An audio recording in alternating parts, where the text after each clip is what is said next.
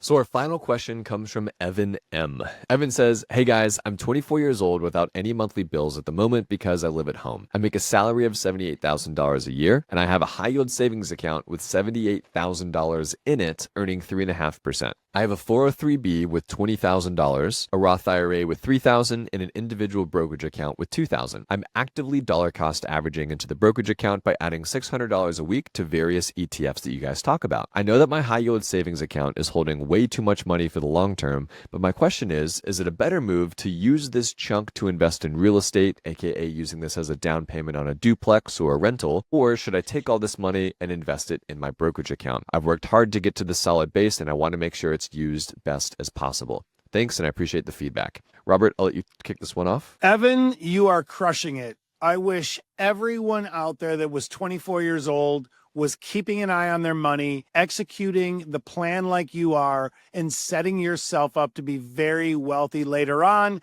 We need a clap button for this podcast because that is awesome. I think you're definitely on the right track, but I would wait a little longer, get that base built up a little bit more because you've got all your ducks in a row and you're crushing it. But I would wait a little bit longer, get over that 100K threshold, get it maybe to 150, 250, then start thinking about house hacking, buying that duplex, triplex, or quadplex. I would look at the Fannie Mae 5% down mortgage and you'll be on your way. Because right now, the more you set yourself up at this early age where you're making money while you sleep and allowing compounding the longest period of time to build wealth for you, the better off you're going to be. And I would hate to see you this close to being really mastering having your base built and it growing a ton over the coming years to then dump a bunch of money into a new property because you might need $50,000 for a renovation, you need closing costs, all these other things.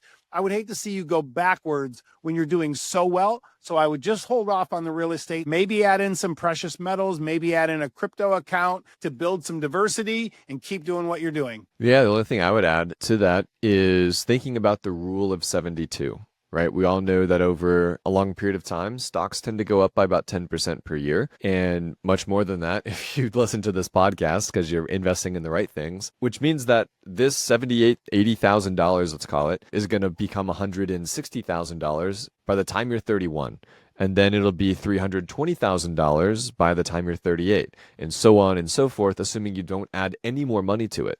So I guess what I'm trying to say here is the 78,000, I think, will be able to grow more exponentially than maybe buying a duplex would. You know, Robert and I, we talk about building the base, right? Getting $100,000 invested and then diversifying into different asset classes like real estate. You know, real estate's great. We want everyone to own real estate, maybe be a real estate investor at some point in their life. But what's really, really great is having $100,000 working for you in the markets, up, down, left, right, and in circles, because we know where it's headed over a long period of time because of American capitalism. Yeah, and if you look at the rule of 72, in many years, we're beating the rule of 72, so it's going to multiply faster. But if you started out at 25 years old with $100,000 and the rule of 72 does its job, at 59 years old, you'd have $3.2 million, which is just a fantastic place to be. So keep that in mind. It's all about consistency. You're crushing it right now. I'd wait a little bit longer, like Austin said, and just rock and roll and keep doing what you're doing.